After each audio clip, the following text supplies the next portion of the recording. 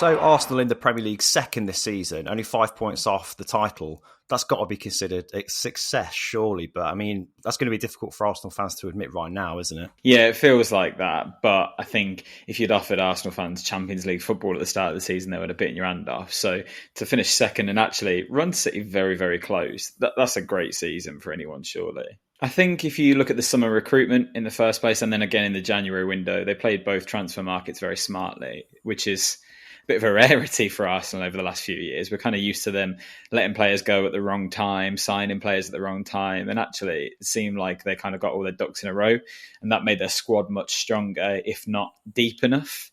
That was the only thing that I think probably let it down towards the end. There are a few key moments. There was a period of games where Arsenal were just coming back late on, snatching wins here, there and everywhere. I remember Reece Nelson's goal really late on. That was huge for them to kind of spearhead them towards the title, and then it all fell apart in that short spell of games around the Man City game, really, didn't it? Where they let the point slip to Liverpool, West Ham, Southampton, and then obviously lost the City game.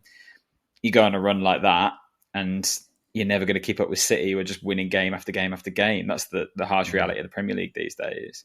There was a run of games, I think, after the World Cup where they seemed to be really finding momentum, Arsenal, and their forward line in particular was all clicking, and they beat Brighton 4-2 after the World Cup. And on this very podcast, we were saying, is this the point where they're now title favourites? And I think every couple of weeks it felt like they were winning a key game, and we were saying, is this another test passed? And they did. They kept passing so many tests, didn't they? So I think for momentum in that middle period of the season, they were fantastic and great value for money as well. But I think when March hit and they started getting some more injuries, you really saw how their squad was affected, defence especially, surely. Yeah, I think we've talked about quite a few times throughout the season, the impact that William Saliba had this season. Obviously, someone that Arsenal fans knew a lot of and rated really highly, but never got to see in the flesh. It seemed confusing that he just kept going out on loan. Yeah. He came in this season and completely transformed their defence. Him and Gabriel alongside each other looked so much more assured than we've seen an Arsenal centre-back pairing for years, really. And his injury, it's not a coincidence that coincided with their downturn in form. I think it left a lot of fragility at the back. It meant Zinchenko got found out a bit more when he moved into the midfield by not having that support behind them as well. And he'll be a really key player for them next season, ultimately, as well. And keeping him fit will be the main thing that keeps them pushing for any kind of honours next year. Yeah, I think it's understated as well how much of an impact Tomiyasu's injury had as well. I think he really showed how many defensive fragilities that team had, because a lot of their undoing was them being picked apart at the back. I mean, I'm looking at the results against West Ham and Liverpool as the season was coming to a close, where they lost the lead.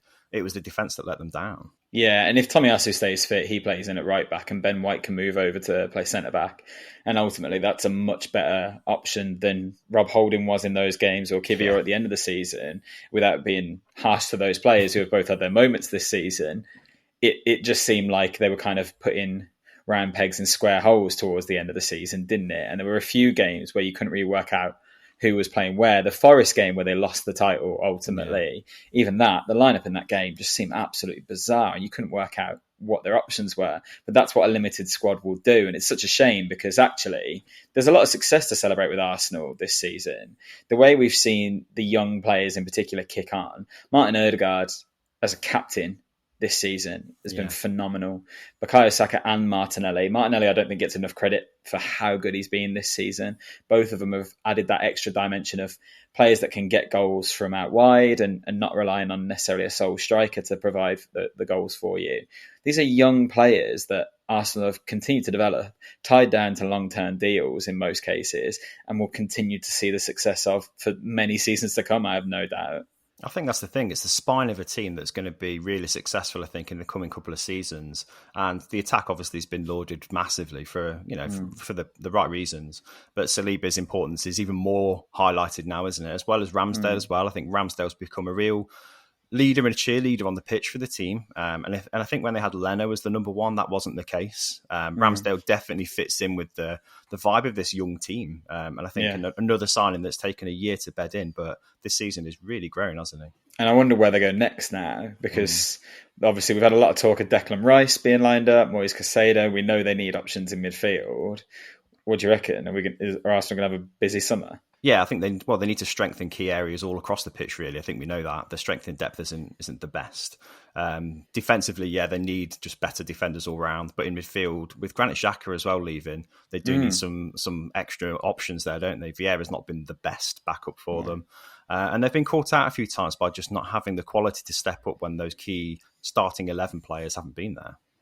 I'm really interested by Arsenal's summer because they've spent big the last 2 summers. They've spent a lot of money over the last couple of transfer windows, you have to say.